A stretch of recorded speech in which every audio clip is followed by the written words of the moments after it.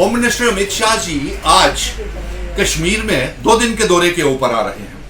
हम अमित शाह जी को यह पूछना चाहते हैं कि आप एक टाइम लाइन बताएं जिसके तहत आप जम्मू कश्मीर रियासत का दर्जा हमें वापस करेंगे और जम्मू कश्मीर में असेंबली के चुनाव जो हम जंग जीत करके आए हैं सुप्रीम कोर्ट से रियासत के दर्जे की और असेंबली के चुनाव करवाने की, ये आप कब करवाएंगे।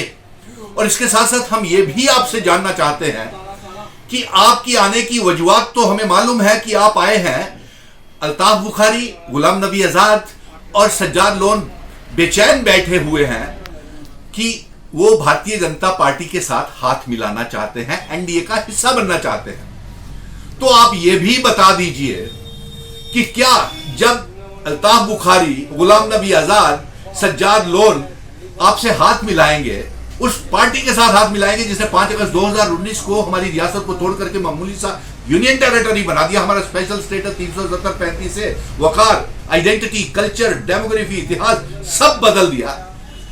तो आप बताएं हमें कि क्या जब ये लोग आपसे हाथ मिलाएंगे, या अल्ताफ बुखारी और आजाद से भी कश्मीर के लोग ये जानना चाहते हैं, सज्जाद लोन से भी, कि क्या जब ये आपसे हाथ मिलाएंगे तो क्या ये भारतीय जनता पार्टी आप जिस आर्टिकल 370 की पैरवी करती थी, स्पेशल स्टेटस की पैरवी करती थी, सरकार बनाने के दावे करती थी और मुख्यमंत्री बनने के ख्वाब आप लोग देख रहे थे, क्या ये आर्टिकल 370 वापस देंगे? क्या ये हमारे arm forces special power act को आपके कश्मीर से हटाएंगे, पीएसए को हटाएंगे?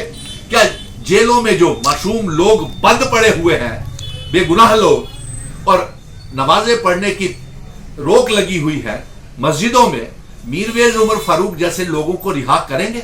और अभी तो भारतीय जनता पार्टी खुद कंफ्यूज्ड है। अभी तक भारतीय जनता पार्टी ये फैसला नहीं कर सकी कि किसको समर्थन करना है। इसलिए हम अमित शाह जी आपसे ये जानना चाहते हैं। आपने कहा 3 परिवारों को वोट मत डालिए, कश्मीर के लोगों को कहा।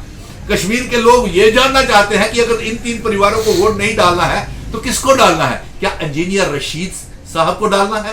क्या सज्जाद लोन साहब को डालना है? क्या अल्ताफ बुखारी साहब को डालना है? या गुलाम नबी आजाद साहब को डालना है?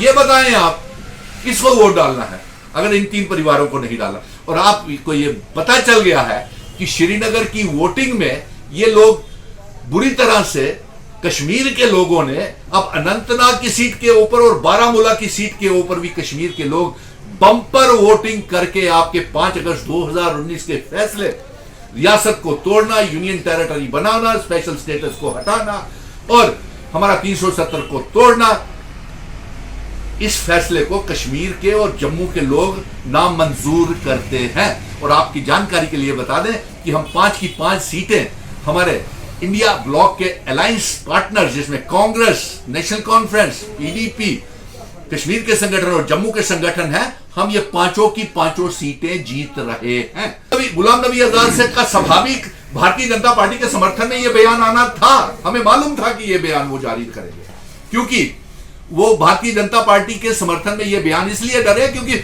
जमीन अल्ताफ बुखारी, गुलाम नबी आजाद, सज्जाद लोन के पांव से खिसक चुकी है। वहां से मेरे समर्थक, हमारे समर्थक, ऑडियो मैसेजेस, फोन आ रहे हैं कि हमने भारतीय जनता पार्टी को नकारने के लिए इन नेताओं के खिलाफ, इन पार्टियों के खिलाफ वोट डाला है।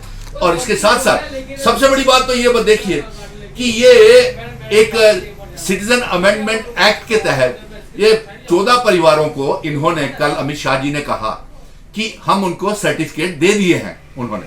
लेकिन हम ये कहना चाहते हैं कि हमारा जो विजन डॉक्यूमेंट है, हम जम्मू कश्मीर, लद्दाख, पीओके, गिलगित बल्टिस्तान को आजाद करवा के जम्मू कश्मीर रियासत का हिस्सा बनाना चाहते हैं। और पीओके में जो इस समय एट्रोसिटीज, जो तशद्दुक हमारे वहां के मुस्लिम भाइयों के ऊपर, सिख भाइयों के ऊपर, हिंदुओं के ऊपर हो रहे हैं, उसे आजाद करवा के जम्मू कश्मीर रियासत का हिस्सा बनाए और सिटीजन अमेंडमेंट एक्ट के तहत उनको भी वो जो है सर्टिफिकेट्स इश्यू किए जाए। कहां रखेंगे उनको? ये देखिए, दिए हैं 14 सर्टिफिकेट, हिंदू परिवारों को दिए हैं, मुस्लिमों को क्यों नहीं दिए? मुस्लिमों के लिए वो रिपोर्ट निकाल करके रख दी, फेक रिपोर्ट, जिसमें यह कहा गया कि 1950 के बाद, 47 के बाद 43% पॉपुलेशन जो है मुस्लिमों की बढ़ी है और हिंदुओं की पॉपुलेशन घटी है। तो ये इस मौके के ऊपर, चुनावों के मौके के ऊपर ये हिंदू मुस्लिम करने की क्या वजूहत है? और फिर दूसरी तरफ से ये कहते हैं कि मुस्लिम घुसपैठिए हैं, इन्फिल्ट्रेटर्स हैं, इंट्रूडर्स हैं, आपका मंगलसूत्र छीन के ले जाएंगे, आपका ये। तुम्हें हकीकत में बता दूं कि जम्मू कश्मीर की तो सीटें ये हार रहे हैं 5 और एक लद्दाख वाली 6, लेकिन पूरे देश में भी इनका आंकड़ा जो है वो 200 से कम ही रहने वाला है सीट।